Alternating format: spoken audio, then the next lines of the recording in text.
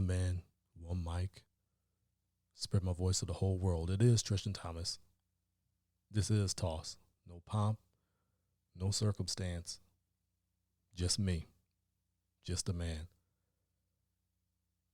If you've been watching my socials, you know I told you I'd be back. I told you that the common sense of sports was returning. But before the common sense of sports, the one-man wrecking crew could truly return, I had to get something off my chest. I had to let you know the reason for my hiatus. Full disclosure, I typically do an outline of the show in a notebook. I don't write what I'm going to say because everything I do, I study beforehand. I study very, very well, and it comes off the top of the head. I just merely write a format to kind of keep myself on track and to make sure that I hit the points that I want to. But everything I say comes off the top of the head. It's not scripted. I tried to do sort of an outline to try to not really keep myself on track, but to really keep my emotions in check. And I couldn't do it. Because there's no way for me to format this. There's no way for me to format a broken heart, pain. The last episode I brought you was in March. We are now in July. And there is reason for that.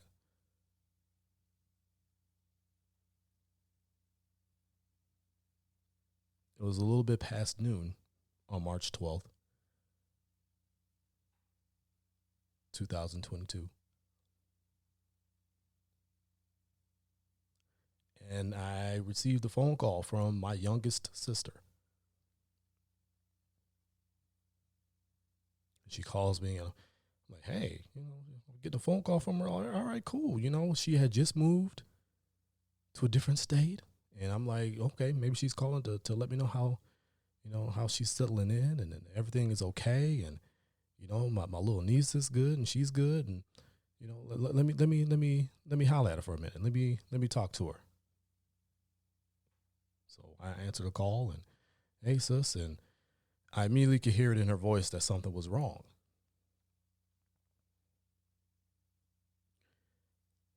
She goes to me, hey, Tristain,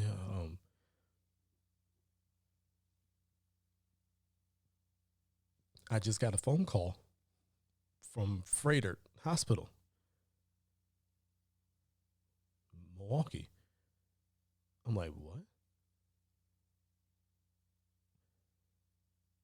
Yeah, they called and said that Renee is there. Renee is my second oldest sister, and Renee is there, and they won't let me know what's going on. And it was a social worker that called, and immediately I'm like, okay, the two bells went off in my head. The fact that they won't let her know what's going on, and the fact that a social worker called means that it's something serious. So I'm trying to keep calm and hoping that it's not the worst. So I'm talking to my sister. I'm like, man, wait. I'm like, they won't, like, wait a minute, why are they calling you? And apparently my youngest sister had been my second oldest sister, Renee's, emergency contact. This I did not know, but apparently she was. And my youngest sister had moved to Arizona. So she's clearly not in Wisconsin, so she clearly can't be there. So she immediately tells me that, well, do you think I should call Nika, who was my oldest sister, and my youngest sister is CJ. And I'm telling CJ, I'm like, well, where is Nika on assignment at? Because my sister travels. You know, she's a traveling medical worker. You know, she was traveling administering the COVID vaccine and amongst other assignments. So, you know, she's all over the nation. Like, well, where is she on assignment at? Well, she's out in La Crosse. And if you know anything about Wisconsin, you know La Crosse is on the western side of the state, completely opposite of where Milwaukee is. You talk about southwestern compared to southeastern Wisconsin. She literally would have to drive all the way across the state, but I knew she would do it. So I said, yeah, give her a phone call and then call TT, who is Renee's firstborn child, her son, her oldest. If he's in the area, let him know that what's going on too. You know, and let's just pray that it's just not the worst, you know, but it's already not getting off to a good start with the social worker calling you. And they won't let you know what's going on. And you're listed as their emergency contact. I mean, that's something serious that's going on that they want to talk to somebody in person about.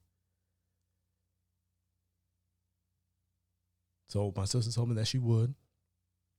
You know, sister CJ says she would call our oldest sister, Nika, and our nephew, Renee's oldest child, TT, D'Angelo. Let them know what was going on, and she would keep me updated. And I told her, please do. Like, please let me know what's going on. As soon as anybody knows anything, please let me know.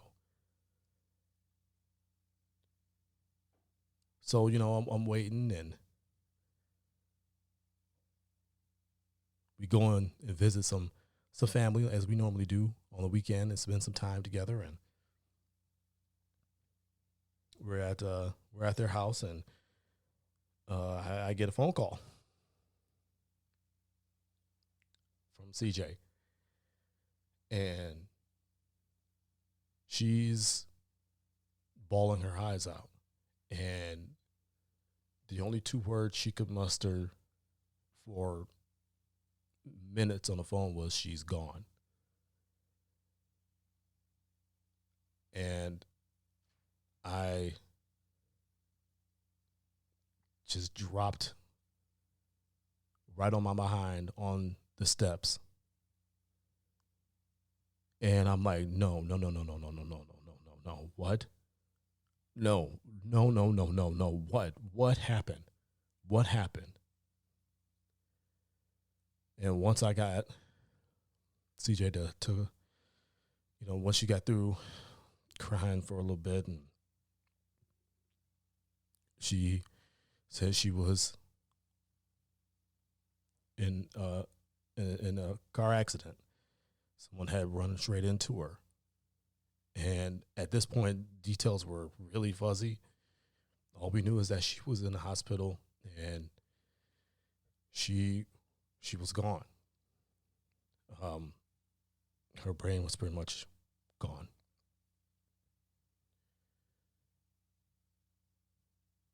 As a family, we decided to keep her on life support because she was an organ donor. So we wanted to give other people a chance at life.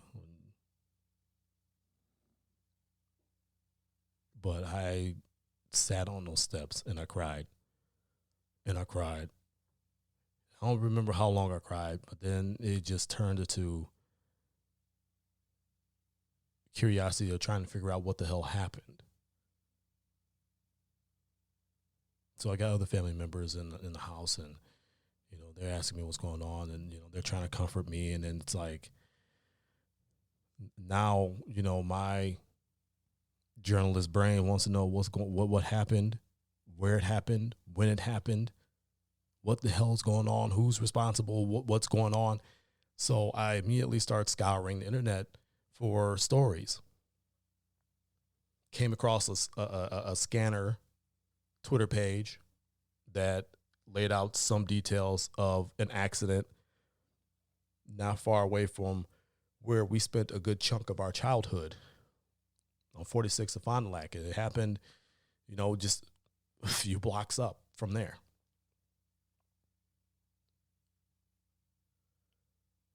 And then now I'm scouring the news sites and I'm trying to figure out what's going on. And I come across a news station site in Milwaukee, and it was preliminary details, pretty much the same details as a scanner.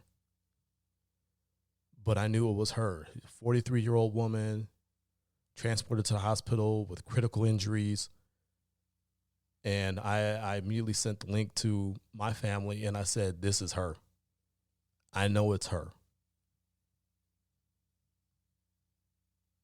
And at this point, we were all on a FaceTime call together. We were all in a FaceTime call together, and we're just trying to comfort each other and be there for each other. And I sent the link out, and I'm like, I know this is her. This is her. Like, I know in my gut. I know in all my years of trying to, find the truth and journalism, all that. This is her. This is her story. This is what happened to her. But the details are still fuzzy. Then a little bit more detail came out. I did a little bit more digging and found out it was a 20-something-year-old boy. I can't even call him a man, boy, who was responsible.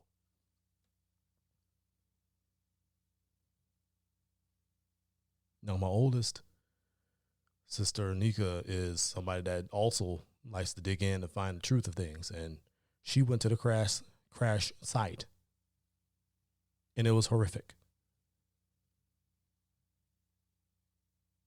And she went to the restaurant. She went to the Taco Bell that had security cameras at the intersection, but unfortunately, they didn't catch the crash on camera.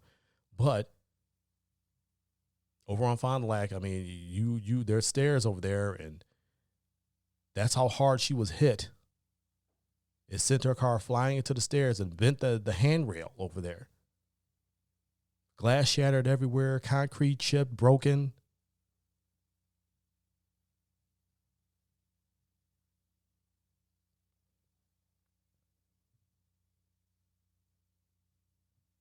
As the hours went on, as the days went on, and now you're trying to process a world that your sister is no longer here. Just a week before the third anniversary of your mother passing, suddenly.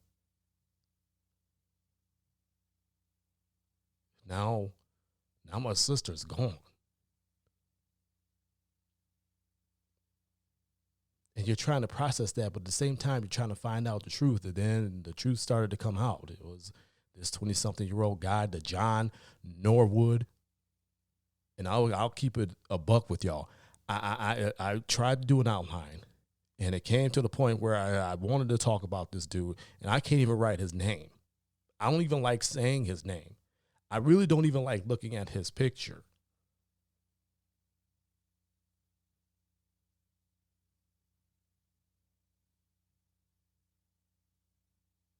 So as soon as I got a name, as soon as I got a face, you start digging into him. Turns out that he got his license revoked as a teenager.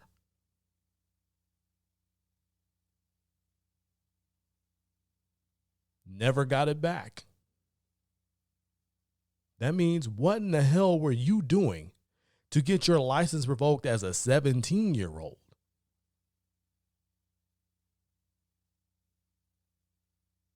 In 2021, he was stopped, and Milwaukee police reminded him, and I'm putting reminded in air quotes, reminded him that he was driving without a license, that his license was revoked.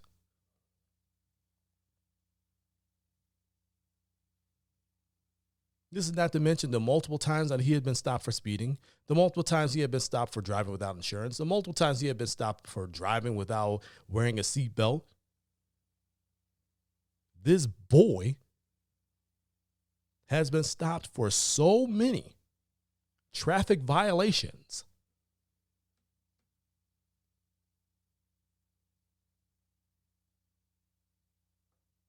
What he was doing was going to result in him hurting or killing someone. And guess what? It was Renee. It was our sister.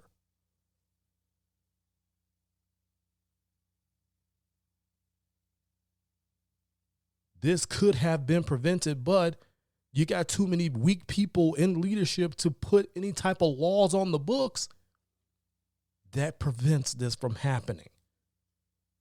The minute this boy, DeJohn Norwood, decided to get into the driver's seat of the vehicle and put the key in the ignition and turn it, he had broken the law.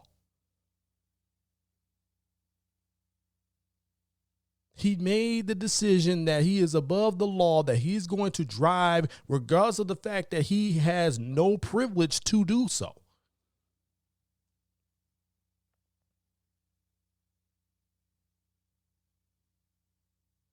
You don't wear a seatbelt, you don't have insurance, you're speeding. You believe you're untouchable. You believe you are invincible. You believe you are above the law. Teflon. Nothing's going to stick to you.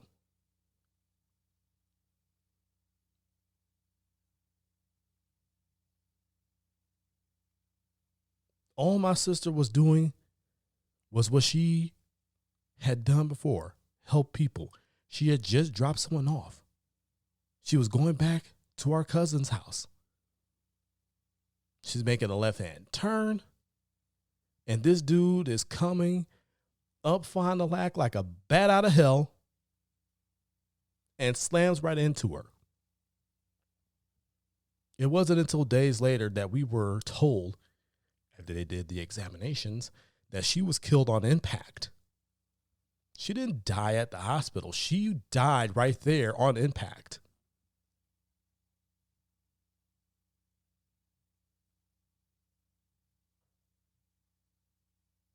And conveniently, the Volvo he was driving didn't have the black box in it, so they don't know how fast he was actually going. Convenient.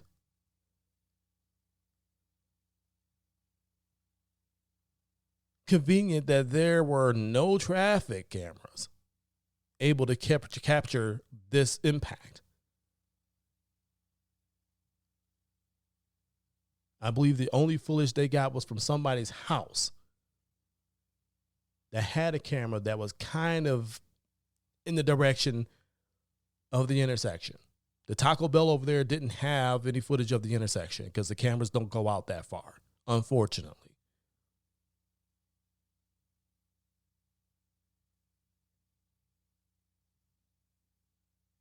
And all of this information, none of this was given to us by Milwaukee police. None of this was given to us by the Department of Transportation in Wisconsin, in Milwaukee. This is all stuff my family and I had to dig up and find on our own.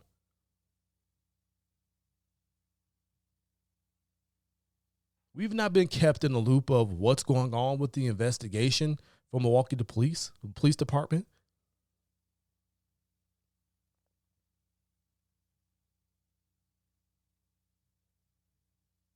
I've spoken to several media outlets. And all of them, you know, when the story happened, yeah, they got to capture it. It's news. But then they got to move on to the next thing.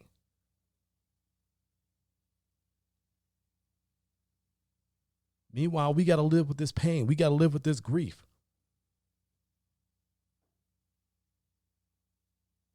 So this boy's court date comes up.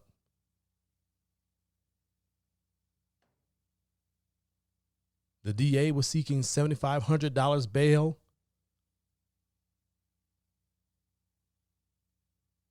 This boy's lawyer obviously wanted it lower than that.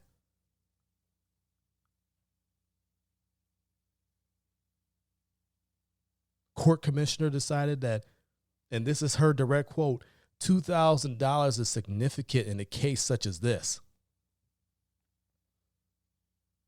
You just equated my sister's life to $2,000.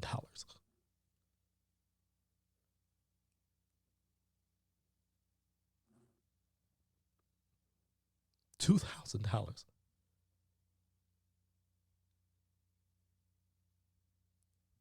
He posted that bail a day later, and he's been out ever since.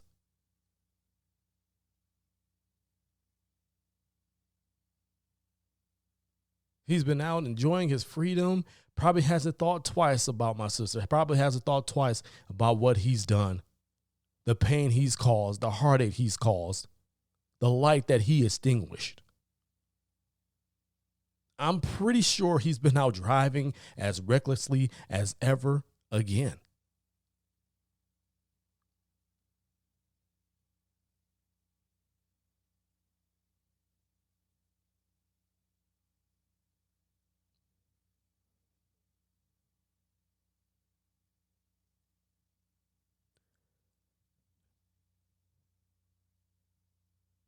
Renee had 2 children, D'Angelo, who we call TT, and Takoa, who we call Cupcake. It's actually both of those names came from our mother, Azurine, who passed in 2019. Their nicknames. They saw us go through the loss of our mother. And they felt that pain because their gang meant so much to them. They saw the pain that we went through, that their mom went through, that their uncles went through, that their aunties went through. They saw that pain. They understood what that woman meant to us. And it's not a pain that I wanted them to endure anytime soon. Renee had so much life to live. She was only 43 years old.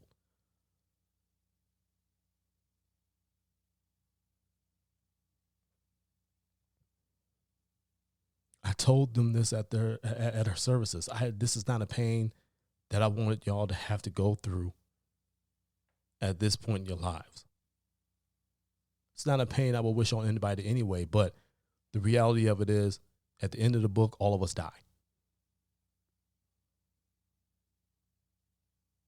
So at some point, they would have to go through that pain of losing their mother, but not like this. It shouldn't have to have been like this. Her light was extinguished.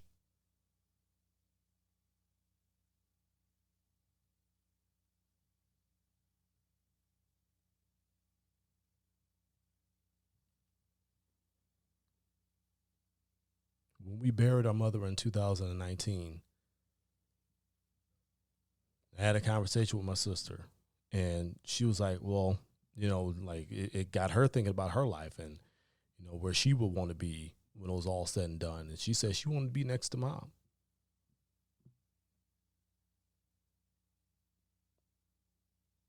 She wanted to be next to mom.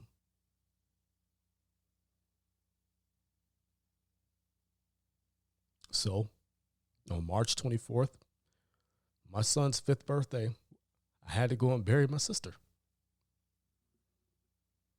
next to our mother, across the way from our grandmother.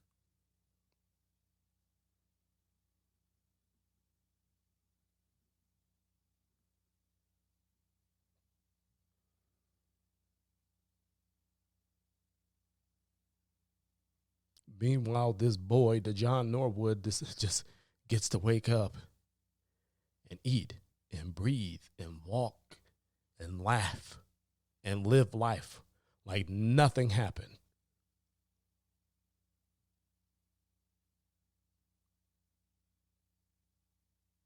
The court commissioner decided that my sister's life is worth $2,000.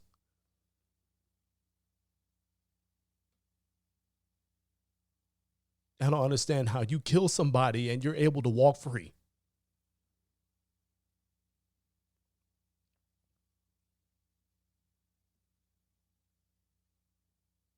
And we know we're not going to get true justice for her.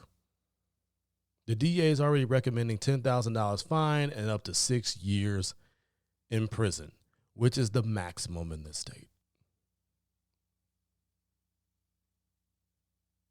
You willingly broke the law by driving that vehicle. Just by starting it up, you broke the law. Then you further broke it by speeding, driving recklessly.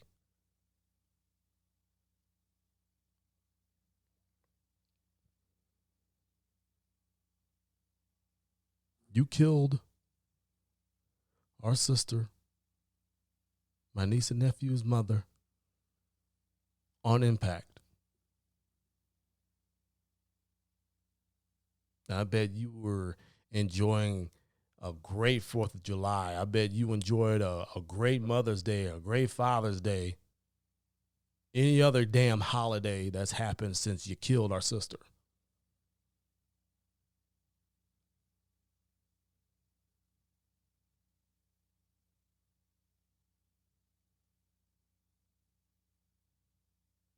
And yeah, I'll admit, there's parts of me that wants to go and beat the absolute dog piss out of him to just make him feel a millimeter of the pain that I feel.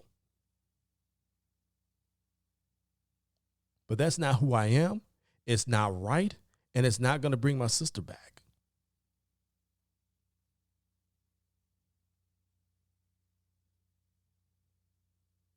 Another part of that is this damn state. How this state is consistently one of the drunkest states with some of the worst penalties for traffic violations.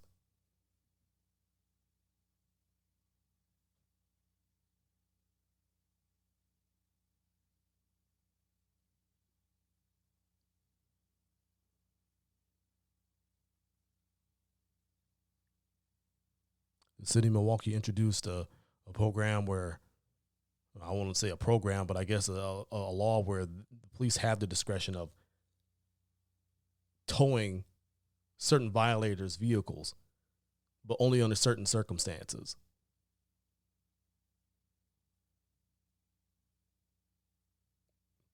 I was asked how I felt about it. I said, it's a start, but it's not enough.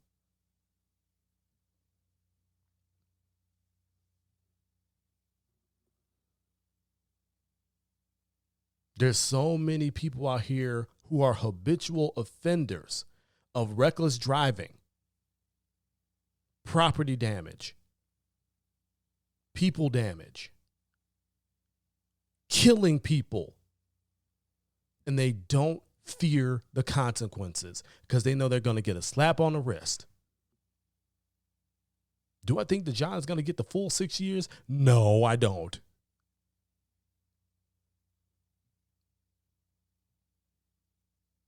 I think I speak for my entire family where I say he deserves more than 6 years. Do I think he's going to get a full $10,000 fine? No, I don't. I have absolutely no faith in this state to do the right thing. Because the laws on the books are already telling me that they're not going to do the right thing, and it's just not enough. You killed someone. You don't deserve freedom for that. You don't deserve to be out on $2,000 bond awaiting trial.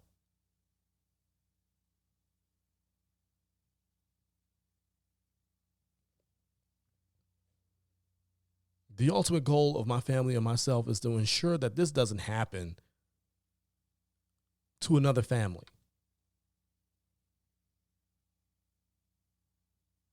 These laws have got to change. These penalties for these habitual offenders has got to change.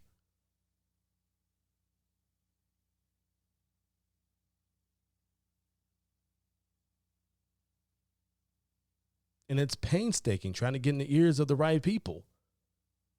But we do it anyway.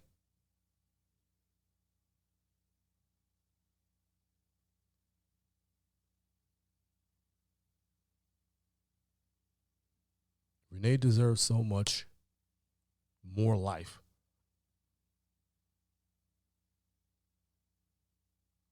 She truly was a bright light. My gizmo. Yeah, that's an inside joke between she and I.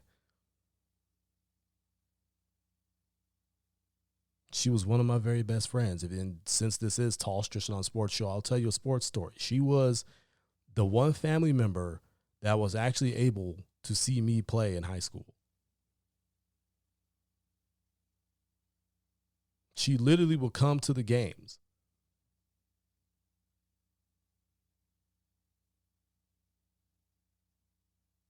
I remember sophomore year, it was parents' night. And it was a night where we were supposed to bring a parent onto the court, and I would give them a rose, and we'd be at center court, and and everybody would just it was just really showing appreciation to your parent who means so much to you. And my mom was in the hospital fighting for her life at this point. That's a different story for a different day, but she was in the hospital for a very long time, and she obviously was not going to be able to be there. So I asked the one person who had been there through my basketball journey. And I'm not saying that my mom wasn't. My mom was instrumental in my basketball journey, but again, that's a different story for a different day. But the one person who was actually at the games was my sister, Renee. She seen me have some great games. She seen me have some terrible games, but she was there. As much as she could be, she was there. So I asked her if she wanted to come center court with me, for parents' night. I was like, Mom is in the hospital, and I know, it's tough at home right now, but if you could come that night, that would be great. And she was honored by it.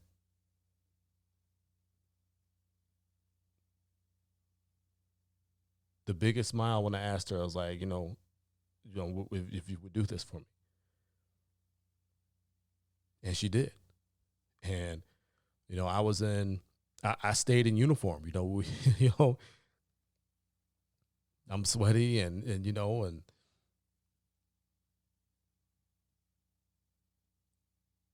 came out to center court, and, I didn't even put my warm-ups back on. I was like, we had a whole second half of the game to play. I ain't put no warm-ups on, nothing. I was in uniform and walked right out there with her, gave her that rose, and, the whole crowd was applauding, and it just meant so much to me. Some of the best times I had with her were just sitting down, just shooting the shit. I would go to work. And so the last place that my mother lived in Milwaukee, which was also the last place that I lived in Milwaukee, because I was there to help her out, was it was a duplex. So my mom was downstairs, and and I was downstairs, and Renee was upstairs, with her two kiddos. And I would go to work, and one of my favorite parts about after work, would be, make sure I come home, make sure Mom was straight. I would always ask her before I left, hey, did you need anything? Did you need any food or anything like that? And if she did, I would go and do that for her, make sure she was good. And I always loved having conversations with Mama. My favorite part of after work was going upstairs to Renee's crib and just laughing with her, just about anything, just talking with her about anything, and just laughing with her about anything.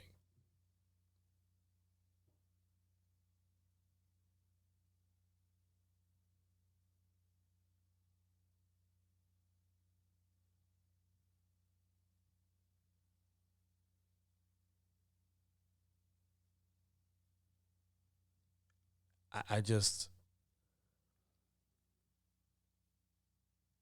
I miss that, because even though we weren't living in the same city anymore, we will always find a way to have that. She will always DM me on Instagram or via Facebook Messenger, and we would always have these funny conversations. She will always send me something silly in my DM on Instagram, just something just silly.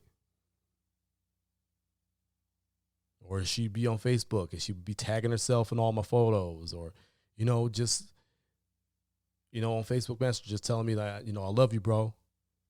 I love you too, sis. Be careful out in that snow. We ain't gonna be able to find you with your small little footprints and all that.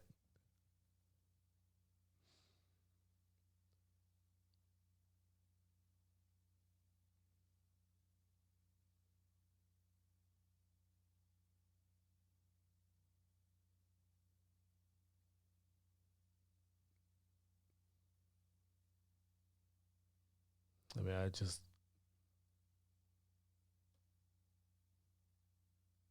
I miss her. I miss that bright light,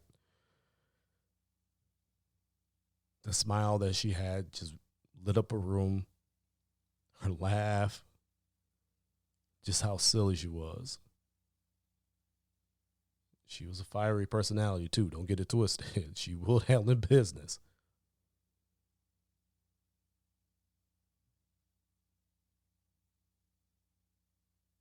I still can't believe that she's gone.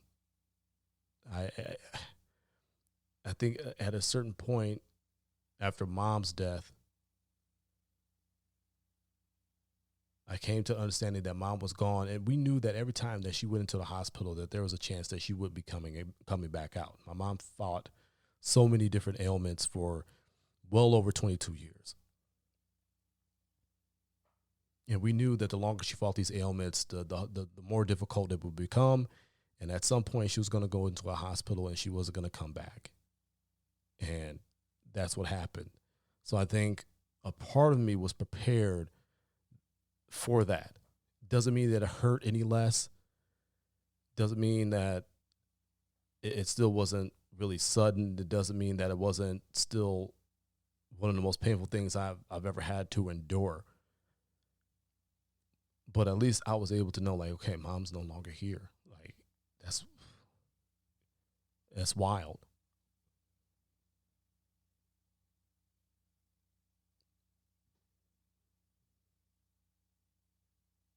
It's been almost 4 months, and I still can't come to grips with the fact that Renee's not here anymore.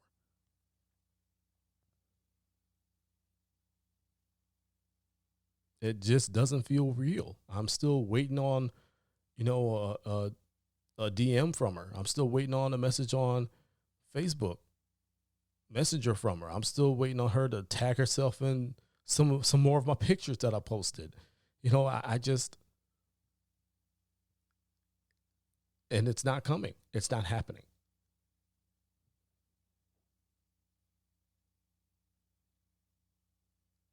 And this state doesn't have the balls to put penalties in place that would ensure true justice, not just for her, but for families that are going to endure this. Because let's be real, again, with the penalties that are on the books, with the laws that are on the books, this is going to happen again to some other family.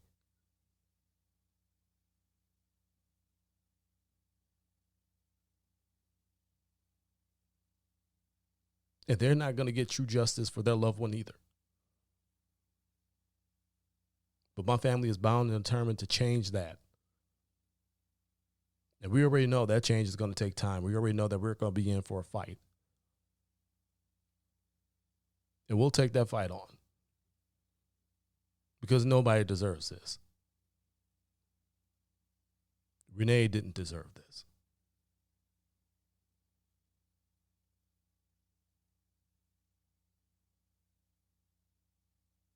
I will always miss my sister. I don't know how long this feeling of not being able to come to grips with her being gone is going to last. I just don't know. But that love is eternal. And in some way, some small way, we will get some sort of justice for her. But it will be in the form of ensuring that no other family has to go through this without proper penalties for the person who is the cause of it.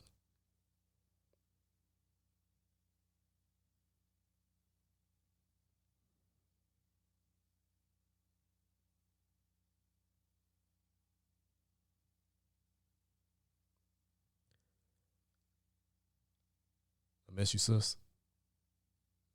I love you. And I'll see you when I get there.